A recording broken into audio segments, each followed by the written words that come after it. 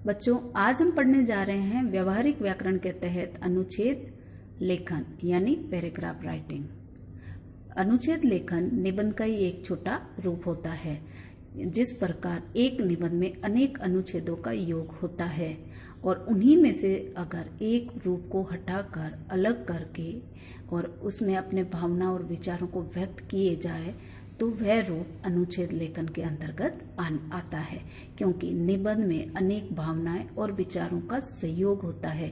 उसमें बहुत सारे विचार एक साथ द्वंद्व के रूप में चलते हैं, जिनकी समीक्षाएं होती है, जिन पर विचारों का मंथन होता है, फिर उसका निचोड़ निकाला जाता है, फिर जाकर वो निबंध तैयार होता है।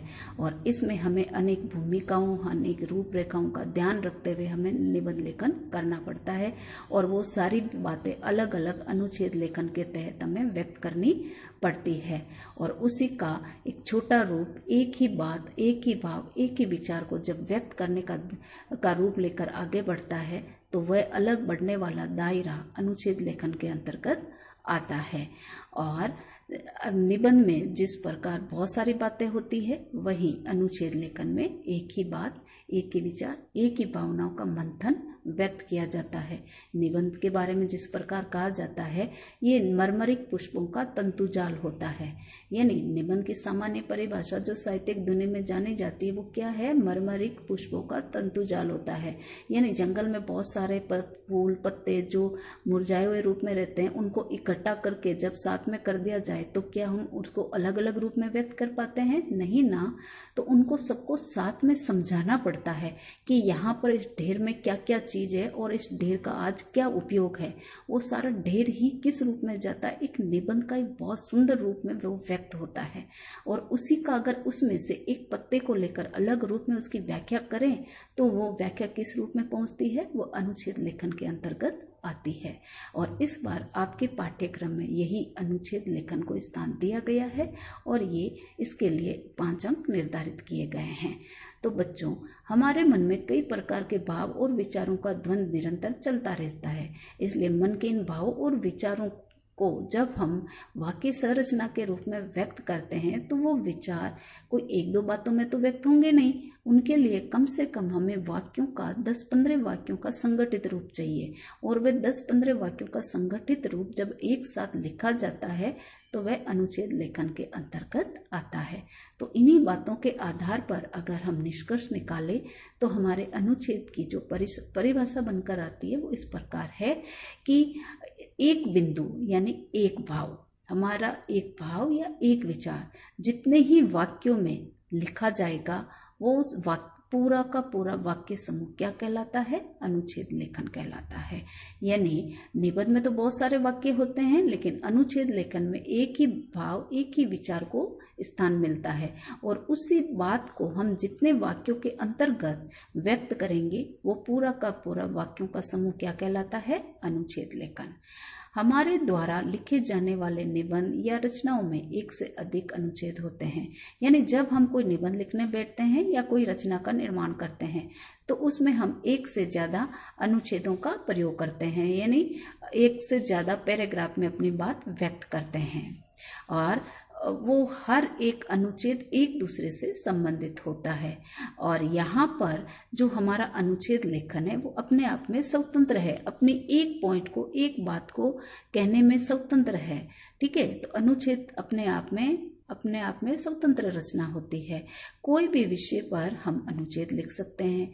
हम हमारी कोई भी बात, कोई भी परिस्थिति, कोई भी स्थिति पर हम अनुच्छेद लिख सकते हैं। और ये अनुच्छेद लेखन की बहुत छोटी रचना होती है, यानी संक्षिप्त रचना होती है और इसके अंतर्गत शब्द सीमाओं का विशेष महत्व होता है और उसका ध्यान रखा जाता है। अनुच्छेद लेखन के मुख्य बिंदु। जब हम किसी प्रकार का कोई भी अनुच्छेद लेखन करने बैठते हैं तो सबसे पहले उससे जुड़ी हुई छोटी छोटी बातों की हमें जानकारी होना जरूरी है।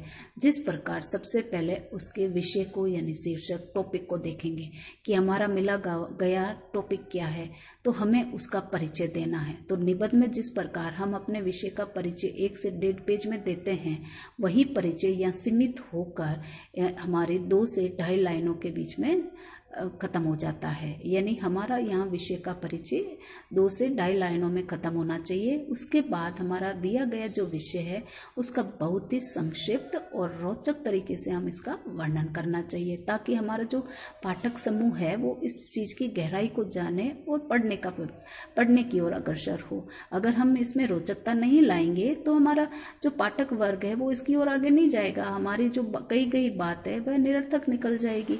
इसलिए हमें बहुत ही संक्षिप्त और रोचक वर्णन यहाँ करना है और अंत में हमारे पास जो आया गया विषय है उसका निष्कर्ष निकलना चाहिए कि हमने ये विषय लेकर आज क्या बात कही है या इसमें हम क्या बात कहना चाह रहे थे। क्या वो हम अपनी बात परफेक्ट रूप में वहाँ कह पाए, वो सारा जो निष्कर्ष है वो भी अंत तक हमें निकालना होता है। तो हमारे शब्दों का निर्माण इस प्रकार होना चाहिए कि हमारी बात का जो मर्म है वो निकल कर बाहर आए। उसके बाद बेटा अनुच्छेद लेखन से संबंधित कुछ बातें हैं जिनका हमें ध्यान रखना अति आवश्यक है कि अनुच्छेद के विषय तो बहुत होते हैं, यानी बहुत सारे छोटे छोटे बड़े बड़े कोई भी टॉपिक ले लीजिए आप, हर एक टॉपिक पर आराम से अनुच्छेद लिख सकते हो, लेकिन एक बार में एक ही विषय पर आप अपनी बात कहकर लिख सकते हो। यानी जब आप एक पॉइंट उठा रहे हो तो उसी पॉइंट को अलग अलग रूपों में आपको व्यक्त करना होता है, उसमें आप इधर उधर की बातें नहीं ला सकते हो। ठीक है। और सेकंड नंबर है कि अनुच्छेद लेखन से पूर्व अच्छा होगा कि आप इससे संबंधित जितनी भी बातें आपके दिमाग में आ रही है उनको क्रमबद्ध रूप में लिख लेना चाहिए। उसके बाद थर्ड पॉइंट कहता है कि अनुच्छेद के सभी वाक्य विचार आपस में संबंधित होने चाहिए। यानी अनुच्छेद के लिए आप जिन वाक्य विचारों को संगठित रूप अपनाना चाहते हो वह आपस में संबंधित हो। उसके बाद ये अनुच्छेद लेखन हमेशा एक ही पैराग्राफ में होता है, इसको बीच में तोड़ मरोड़ना नहीं चाहिए और नहीं बीच में हमें लाइन छोड़नी चाहिए, नहीं हमें इधर उधर ले जाना चाहिए, ज्यादा काटा पीटा भी नहीं करना चाहिए। बहुत सुंदर तरीके से आप एक ही पैराग्राफ में आप अपने बातों को व्यक्त कर दीजिए। उसके बाद अनुच्छेद लेखन में शब्दों का जाल इस तरह फैलाइए कि उसका केंद्रीय भाव या उसका निष्कर्ष या मूल सद्भावना निकल कर अवश्य बाहर आए और उसका निष्कर्ष समझ पढ़ने वाले के दिमाग में भी अवश्य आना चाहिए। यानी हमें शब्दों का इस तरह इस्तेमाल करना चाहिए कि हम जो बात कहना चाहते हैं, जो उसकी बात केंद्रीय रूप में है, केंद्रीय भाव के रूप में है, वो निष्कर्ष के रूप में जरूर पाठक के दिमाग में आए कि इस बात को समझाने के लिए आज ये अनुच्छेद रचा गया है। इस प्रकार हमने अनुच्छेद लेखन से जुड़े हुए मुख्य बिंदु पर बात की, आवश्यक बातों पर जाना। अब हम इसके जुड़े हुए नमूने भी देखेंगे। बच्चों, अभी तक हमने अनुच्छेद लेखन से संबंधित सारी बारीकियों की जानकारी ले ली है और अब हम इसका एक नमूना देखेंगे और उस नमूने के तहत हम हमारे विचारों को किस प्रकार व्यक्त कर सकते हैं अनुच्छेद में, उसको भी जानने का प्रयास करेंगे। तो हमारे द्वारा यहाँ पर तो बच्चों, आज का अनुच्छेद लेखन का जो नमूना है वो हमारा बहुत ही सीधा और सरल और आसानी से समझने आने वाला एक दृश्य से संबंधित है और ये दृश्य है प्लेटफॉर्म का दृश्य।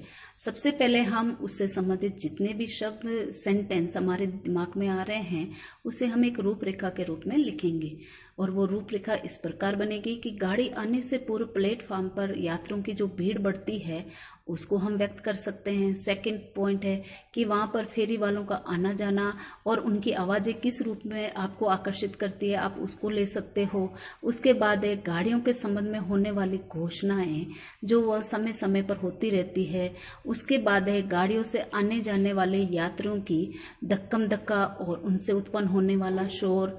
फिर है जैसे ही हमारी गाड़ी आती है, प्लेटफॉर्म पर पहुंचती है और उसमें बैठने वालों का जो रूप है वो डिब्बे की ओर किस तरह जाता है और उससे होने वाली नोक जोक आपके लिए मनोरंजन का रूप किस तरह बना पाती है या आपकी समस्या पैदा कर सकती है, उसको हम यहाँ व्यक्त कर सकते हैं। अब हम इसी दृश्य को किस तरह शब्दों के माध्यम से व्यक्त कर सकते हैं उसको जानने का प्रयास करेंगे कि हमारी गाड़ी आने में अभी आधा घंटा बाकी था। हम प्लेटफॉर्म पर बैठ गए, एक बेंच पर बैठ गए। पूरा प्लेटफॉर्म सैकड़ों यात्रियों से खचाखच भरा हुआ था। लोग इधर उधर आ जा रहे थे, भाग रहे थे। शोर इतना था कि पास बैठे आदमी से भी जोर जोर से बातें करनी पड़ रही थी। फेरी वाले कान खाए जा रहे थे। वे आवाजें दे दे कर अपना सामान बेच रहे थे। चाय वाले चाय चाय लेकर इधर उधर दौड़ रहे थे। बीच बीच में रेलगाड़ियों के आने जाने के बारे में घोषणाएं हो रही थी। आती जाती रेलगाड़ियों की सीटी और इंजन की शोर का तो कहना ही क्या। जैसे ही कोई गाड़ी प्लेटफार्म पर पहुंचती, भीड़ और शोर हमारी अधिक और बढ़ जाता। कई बार धक्का मुक्की की भी स्थिति आ जाती। हमने देखा कि हमारी गाड़ी भी प्लेटफार्म पर आ लगी है। गाड़ी में चढ़ने के लिए ऐसी भगदड़ मची कि समुद्र में ऐसे लगा जैसे ज्वार भाटा आ गया हो। हमने कुछ हल्का पुल्का सामान खुद उठाया और शेष के लिए कुली की व्यवस्था की थी। डिब्बे के दरवाजे पर पहुंचे, पर बाप रे बाप, चढ़ने वाले यात्रियों ने उतरने वाले यात्रियों के लिए डिब्बे से उतरना मुश्किल कर रखा था। बस राम राम करके ही हम डिब्बे में चढ़ पाए और अपनी सीट पाकर चैन की सांस लिए। तो बेटा, इस प्रकार हमारे जो वाक्य विचार है उसके माध्यम से हमने इस प्लेटफॉर्म का जो दृश्य है उसको सुंदर रूप में व्यक्त करा है। और इस तरह हम और भी रोचक रूप में अपनी बातें कह सकते हैं। और वो रोचकता हम दूसरे पे हमारा जो नमूना लिया गया है परिश्रम का महत्व है उसके माध्यम से भी जानेंगे कि हम छोटे छोटे विषय को कितनी रोचकता से यहाँ व्यक्त कर सकते हैं।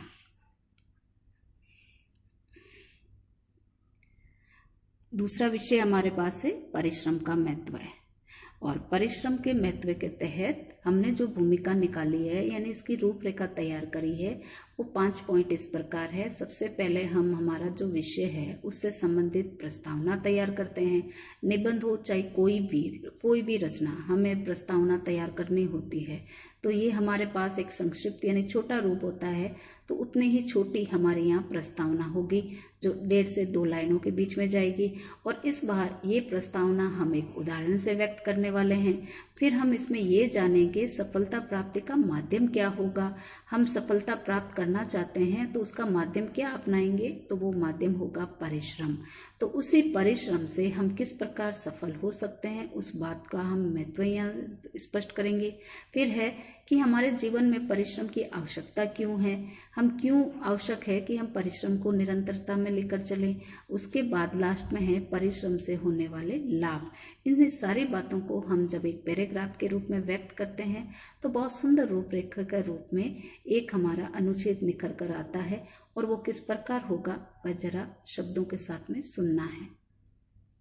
बेटा, इस बार हमने ये एक उदाहरण से लिया है और ये उदाहरण एक बहुत सुंदर कविता के विचारों के माध्यम से लिया गया है, यानी कविता की कुछ पंक्तियों के माध्यम से लिया गया है। और वो इस प्रकार है।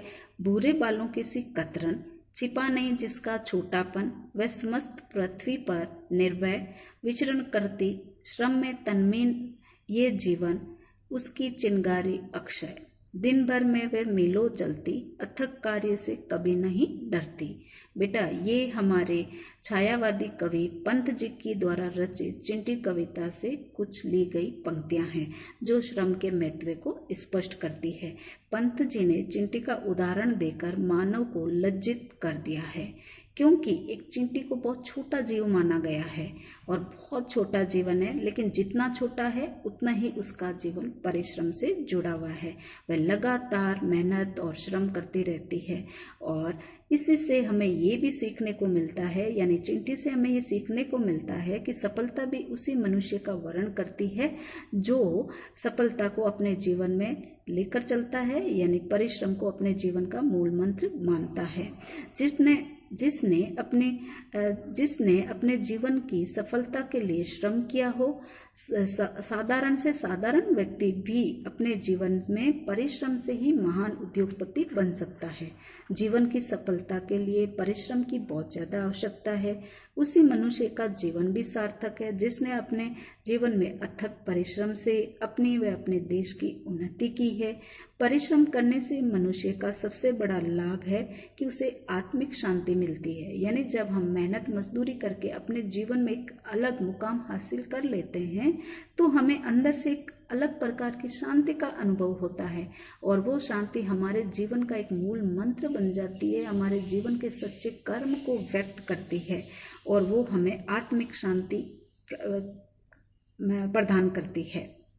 और उससे हमारा हृदय भी पवित्र हो जाता है और हमारे जो संकल्प हैं उसमें एक दिव्यता आ जाती है। दिव्यता यानी परमात्मा का एक हकीकत रूप हमारे कहीं ना कहीं आसपास होने का एहसास करा जाता है। और जीवन का वास्तविक सुख और दुख भी अगर देखा जाए तो परिश्रम से ही जुड़ा हुआ है। हम जितना अगर मेहनत मजदूरी करेंगे तो हमें सच्चे सुख की प्राप्ति होगी। हम जितने आलस की ओर बढ़ेंगे उतना ही हमें दुख की प्राप्ति होगी। इस प्रकार देखा जाए तो सुख और शांति मनुष्य के कर्म में निहित है और कर्म निहित है सच्चे परिश्रम में। इसलिए मनुष्य को अपने जीवन में निरंतर श्रम के महत्व को जानना है। परिश्रम का फल ही उसी व्यक्ति को मिलता है और जब हमें हमारी खुद की मेहनत से, खुद के परिश्रम से सफलता मिलती है तो हमारा हृदय हर्ष से पागल हो जाता है, उछलने लगता है और मन करता है नाचने गाने का और हमें आत्मगौरव का अनुभव होता है। परिश्रमी व्यक्ति को इस संसार में किसी भी चीज का अभाव नहीं होता है।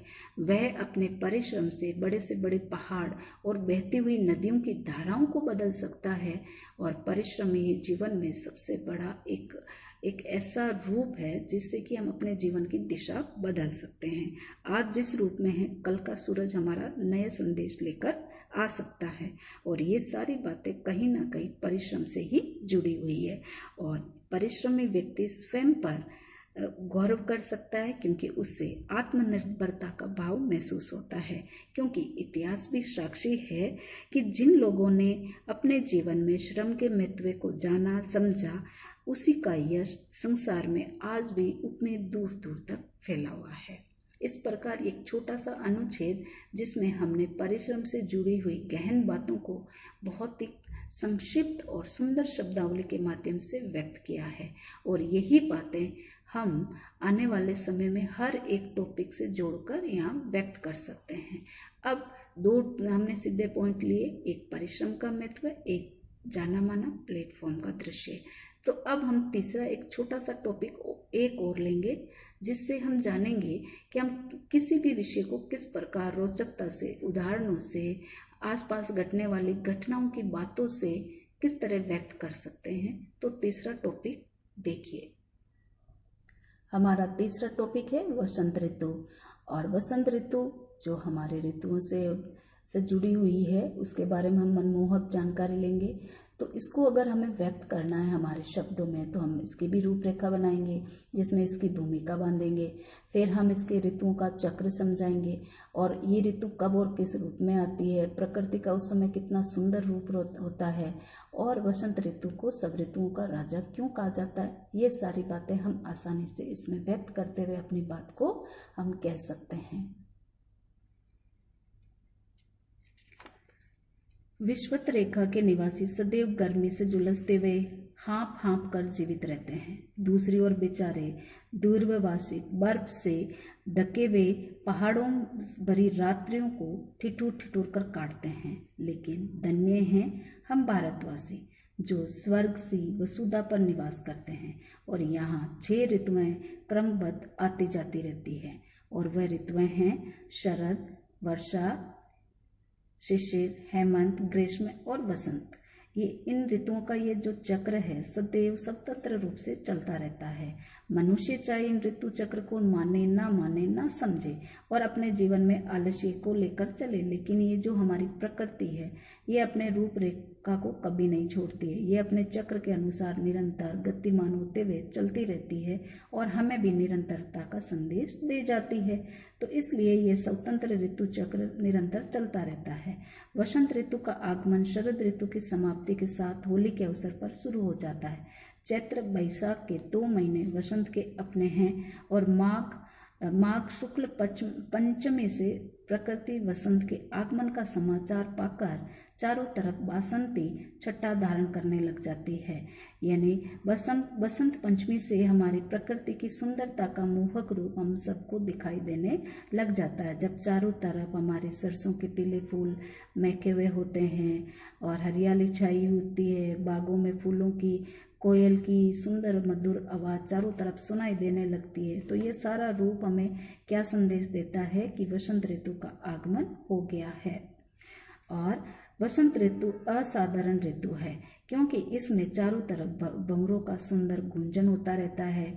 फूलों की मोहक गंध चारों तरफ फैली रहती है और उसकी जो मिठास लिए हुए सुगंध है, जिससे वायु भरी हुई चारों तरफ उड़ती रहती है और उस सुंदर वायु से हमारा जो हृदय है वह अंदर से खुशी को महसूस करता है। हमारी धरती माता सरसों के पीले फूलों की बासंती साड़ी में इतनी सुंदर लगती है मानो कहीं नई नवेली दुल्हन तैयार होकर बैठी हुई हो। और सरोवर में उस समय हमारे सुंदर सुंदर कमल खिलने लग जाते हैं। आम के वृक्ष पर मंजरियों से भर जाती है। हवा ठंडे ठंडे झोंकों से थके हुए पथिकों के श्रम को हर लेती है। यानी इस समय हमारे चारों तरफ प्रकृति में सुंदरता होती है और हमारे खेतों में फसलें भी पकी हुई रहती है। न ठंडक का एहसास होता है, न गर्मी का एहसास होता है। एक समान ऋतु चक्र चलता है इस समय, तो मन को अंदर से हमारी आंतरिक खुशी का कारण भी बनता है, क्योंकि खेतों की फसल और बाहर का सुंदर दृश्य मन की असीम जो आवश्यकताएं हैं उसके बाद हमारी खुशियों को रूप को प्राप्त कर लेता है। इसलिए ये ऋतु अलग ऋतु के रूप में हमारे लिए जीवन की अलग प्रेरणादायक ऋतु बन जाती है। और ऐसे में हमारा जो मेहनत का रूप होता है, वह मेहनत का जो श्रम का रूप है, उसे ठंडी ठंडी हवाओं के झोंके कब हर लेते हैं हमें पता ही नहीं चलता है। इसी कारण वसंत ऋतु को सभी ऋतुओं का राजा कहते हैं, क्योंकि इस समय चारों तरफ उत्साह, उल्लास और आनंद भरा रहता है। वसंत में प्रकृति उन सभी सिंचित निधियों को एक साथ हमारे सामने प्रस्तुत कर देती है। यानी प्रकृति में जितना भी सुंदर रूप है, वह सारा का सारा रूप इस समय इस ऋतु में हमें चारों तरफ छितरा हुआ दिखाई देने लग जाता है। और ये सुंदर रूप मानव मात्र को मोहक और बहुत ही सुंदर लगता है। यानी प्रकृति का रूप बहुत ही प्यारा लगता है और इस सुंदर ऋतु की सुंदरता में आम आदमी मदहोश हो जाता है। और इसलिए ये सत्य है कि वसंत की इतनी सुंदर ऋतु पर कोई भी अंगुली नहीं उठा सकता है। लेकिन क्या सच नहीं है, वसंत आता नहीं जाता भी है। यानी इस ऋतु से हमें एक संदेश ये मिलता है कि समय की गतिशीलता को दिमाग में रखना चाहिए कि कठिनाई के बाद खुशियाँ भी आएगी, सरलता भी आएगी। जैसे शरद ऋतु की कठिनाइयों के बाद में सुंदर मोहक वसंत ऋतु का आगमन व्यक्ति की सारी कठिनाई हर लेता है। उसके बाद इस वसंत ऋतु की सुंदरता के तुरंत बाद ग्रीष्म ऋतु का आगमन हो जाता है, जो हमारे लिए धरती माता के अग्निकुंड से परिचित करा जाता है। तो ये जीवन की निरंतरता, सच्चाई से हमें परिचित कराते हुए आगे बढ़ने का संदेश दे जाती है। तो इस प्रकार बच्चों, हमने इसके माध्यम से आज ये छोटे छोटे टॉपिक लेकर हमने अनुच्छेद लेखन की बारीकियों को जाना और उसके नियमों को जाना और लिखने के तरीकों के बारे में भी जाना है। आपको भी ये जानना और समझना है। कोई भी समस्या हो तो लिखिए, देखिए और दूर हो जाएगी।